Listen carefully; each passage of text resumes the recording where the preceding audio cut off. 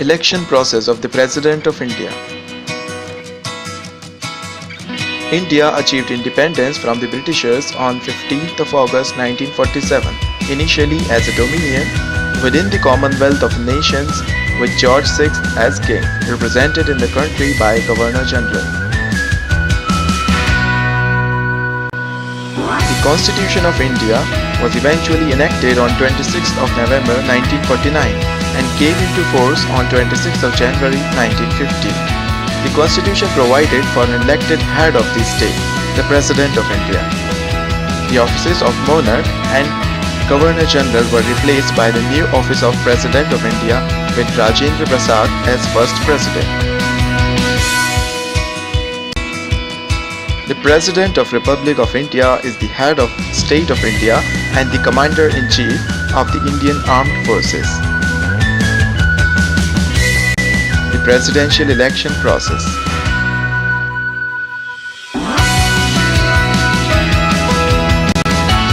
There are qualifications essential for a candidate seeking election to the office of the President. These are: he should be a citizen of India, he should be of 35 years or above of age, he should be qualified for becoming a member of the Lok Sabha, and he should not hold any office of profit. The Article 57 of Indian Constitution provides that a person who holds or who has held office as President shall, subject to the other provisions of the Constitution, be eligible for re-election to that office. Under the Presidential and Vice Presidential Elections Act 1952, a candidate to be nominated for the office of President needs 50 electors as proposers and 50 electors as seconders for his name to appear on the ballot.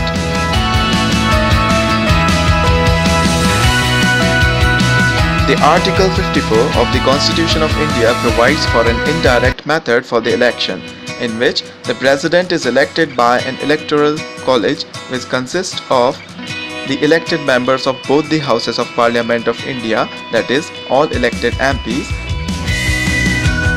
and the elected members of all state legislative assemblies and the elected members of the legislative assemblies, that is, MLAs of 2 union territories, that is, the National Capital Territory of Delhi and Union Territory of Puducherry. The nominated members of the Parliament and Legislative Assemblies have been denied a share in the presidential elections.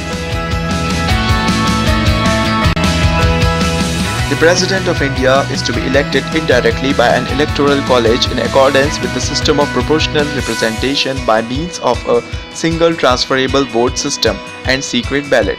It specifies 2 principles for ensuring uniformity and parity in the value of votes of MPs and MLAs.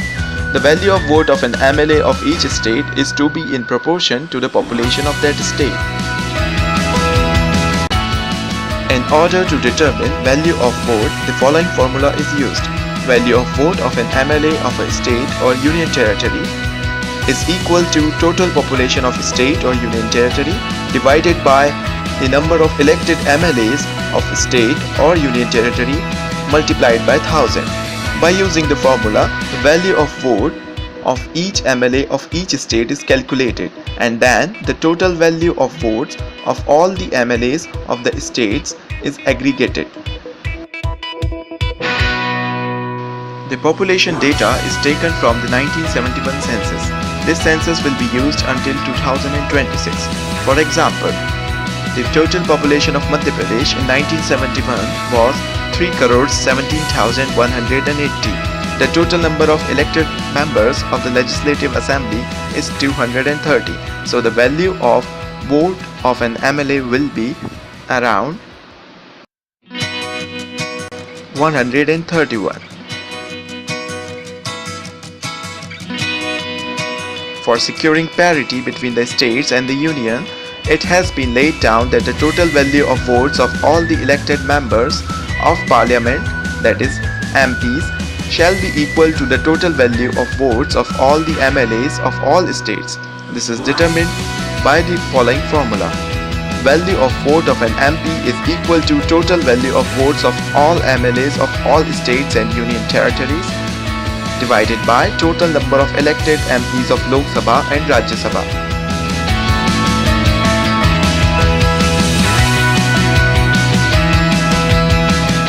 Unlike a traditional ballot where the voter casts one vote only for his/her selected candidate, a presidential election ballot does not follow this system. In a presidential election, each voter casts only one vote. However, its value differs from voter to voter. The value of vote of an MP is uniformly the same, while the value of vote of an MLA differs from state to state.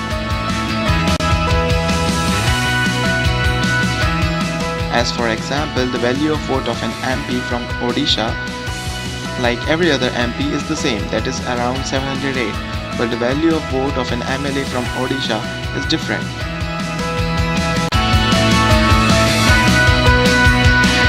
In order to win a presidential election, a candidate has to secure a minimum fixed quota of votes, which is calculated as follows. Winning quota is equals to total number of valid votes polled divided by number of seats plus 1.